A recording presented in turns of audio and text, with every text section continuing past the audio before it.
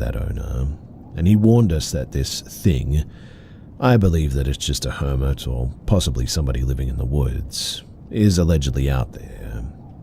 The owner, though, strangely thinks that whatever is out there is not a person, and hence he provided this image to us.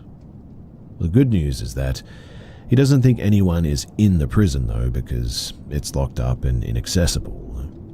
We inquired as to if he would allow us to bring firearms, and he said yes. And so that's why I'm here. What would you guys recommend?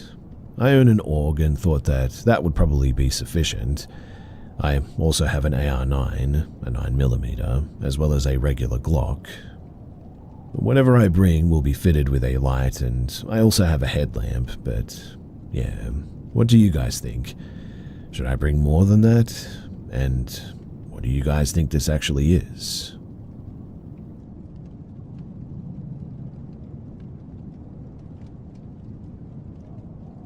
This story is one that was experienced by a faithful friend of mine, Sam, and I.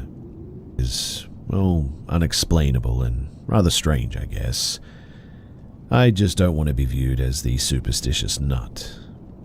But having guided all across the country and having extensive experience in many environments around the United States, I feel that I have the authority to tell this story.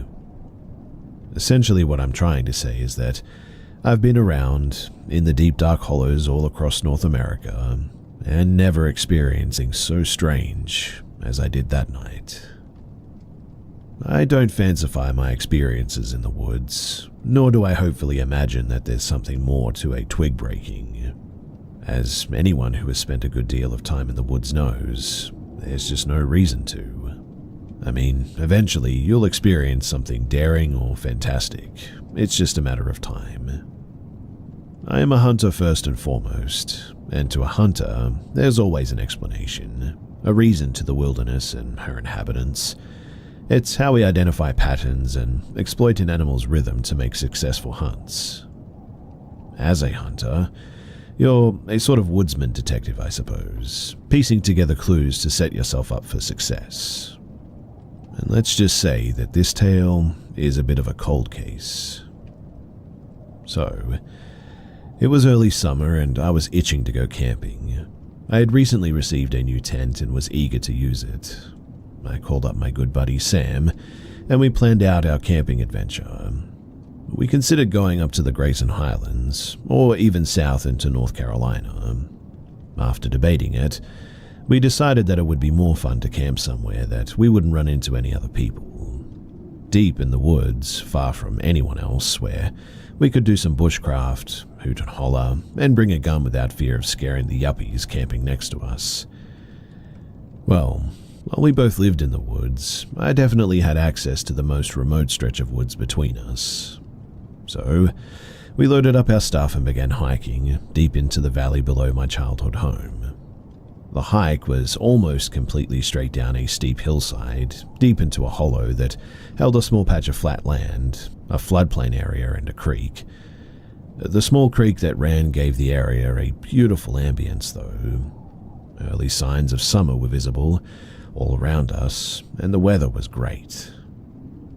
We hiked until we felt the need to start gathering firewood before nightfall. Behind us was a steep hillside that rose into the west for miles. In front of us was the creek, and to the left the start of another ridge and hillside that rose high into the east and the north. To our right, the valley that we were in continued to go down a cutting deep valley, and on the other side of the creek, another ridge, separated by a small stream from the ridge to the left. It rose into the west and to the south. These two ridges in front of us ran for miles, and the little valley formed by the small creek split these ridges for a long ways up until it hit the springhead. This is important for later in the story, which is why I'm giving all of these details. Now, after the ride further down the valley, more splits in the ridges are made by these little tributaries. We started building camp by clearing the brush around and leaves away and constructing a small fire pit. I placed a tarp on the ground to separate my tent from the damp earth that night. Remember this too.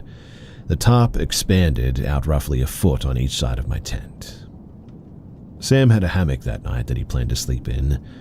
I've only ever camped in a hammock once and it did not go great. But I didn't say anything to him, thinking that maybe he would enjoy it. We gathered a hefty load of firewood, consisting of some reasonably dry stuff. It was shaping up to be a really nice camping trip. I've spoken about the joy of being out there many times before, so I won't beat a dead horse, but it was really nice to be away from people. Sam and I sat around the fire and shot the breeze until the sun went down. Now, one of the things that Sam and I have always bonded on has been Bigfoot shows. We're both skeptics, and I would say that we hold a similar or the same opinion on the subject. Our interest is less about believing in Bigfoot, but rather we just find the subject matter to be sort of nostalgic, silly, and a fun thing to joke about. So I brought up the idea to Sam that we begin to hunt Bigfoot. He laughed and he thought that it was a great idea, so we began doing the antics that they do in the Finding Bigfoot TV show. We started with the classic tree knocks. A tree knock, for those unaware, is when you use a stick to beat on a tree, making a loud knocking sound that echoes throughout the forest. Supposedly, Sasquatch communicate this way. Obviously, we didn't think anything of it at all. As I said before, we didn't really believe in this. We were just joking around. So we began by knocking on the trees and then stopping and listening for a response. And after a few times of doing this, we paused, and hearing nothing, I began to think of a joke to crack and something else to do, really, but before I could open my mouth, we heard clear as day a tree knock, far off, somewhere on the ridge to the left. I looked at Sam and said, "Dude." Sam just looked back at me in surprise. I then did some more knocks and we listened again. Then, off in the distance, we heard more knocks in response. Then the other ridge to the right, we began hearing knocks. Sam at this point was beginning to get freaked out a little bit and was perplexed as to what it could be. I, at the time, was such a hard skeptic, I carried on and insisted that it was a person or maybe a woodpecker.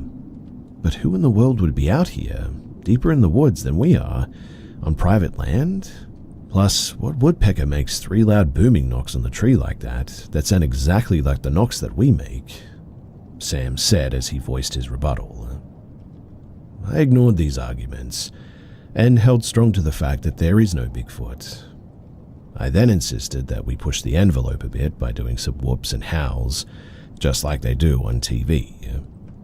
Sam was not very enthused by this idea, being the humbler and smarter one of us that night, knowing that sometimes there's certain things that you just don't mess with. But at the time, I was full of beer and vinegar and stubborn as a mule about the fact that Bigfoot is not real. I'd also brought a gun with me and was certain that I could fight off anything that we would need to fight off that night. So we started howling into the woods. It was dark that night, being a new moon and all, and beyond the firelight, you couldn't see a thing. We would howl and wait listening for a reply, and after a few howls, the excitement of what was that started to fade and my logical, rational, science-based theory of the woodpecker began to appear like it was true. But then, out of the dark distance, came one of the strangest sounds that I have ever heard. A howl, but not a canine howl, not an owl's hoot, but something more like an ape howl. Sam's eyes were as big as backhoe tires, and even I was finding it hard to reason that one. Despite this, I continued my ignorant stubbornness and threw out another howl.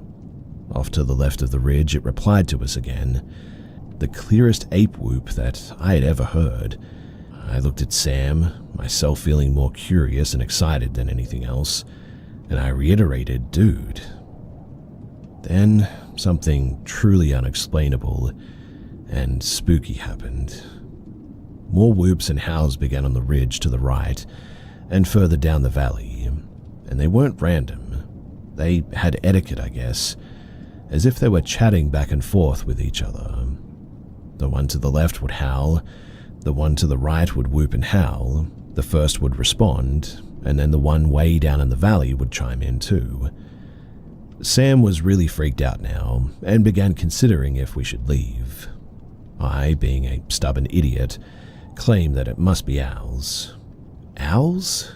We were both raised in these hollows, man. I've heard owls. You're going to tell me that that's an owl?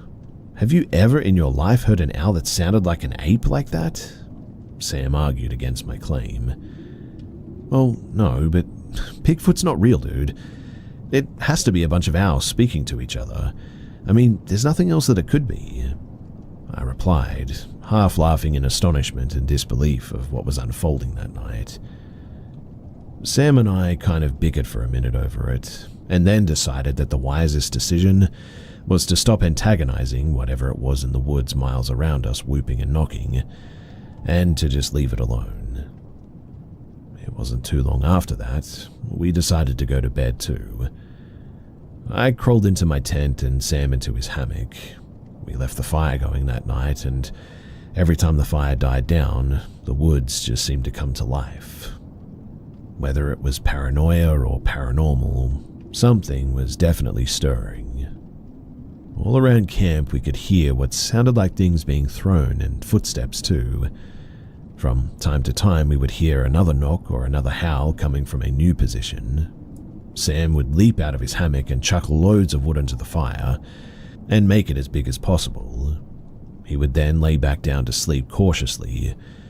This repeated about 3 more times. Each time the fire died, things got spookier and spookier though. A few times Sam would say, "Did you hear that?" And every time I would just blame it on possums nearing camp, hoping to find food scraps.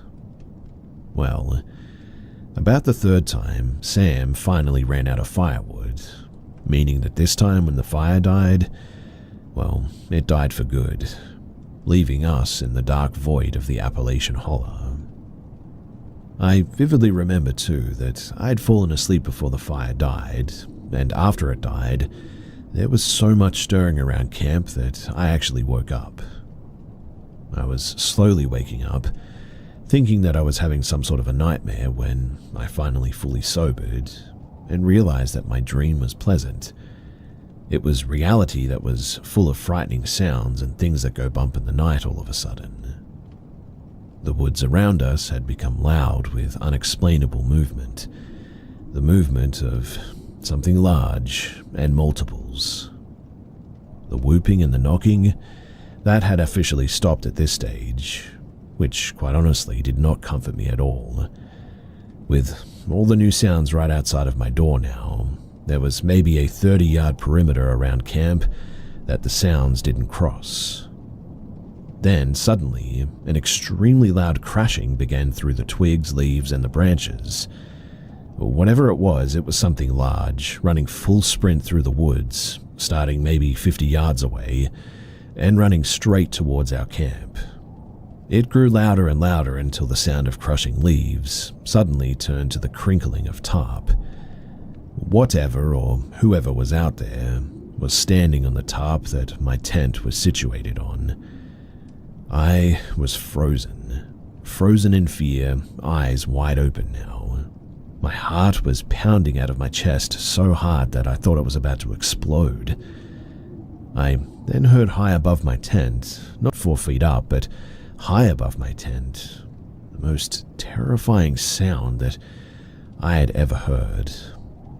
It was the sound of a huff and a blow, exactly the way that you hear a gorilla do it on TV, or how apes in the Planet of the Apes do it. 3 forceful huffs and blows. Then, whatever it was, turned around and ran back the way that it came, back into the darkness of the night. Well, Sam practically leapt out of his hammock and said, "You have to have heard that." I replied with, "I sure did.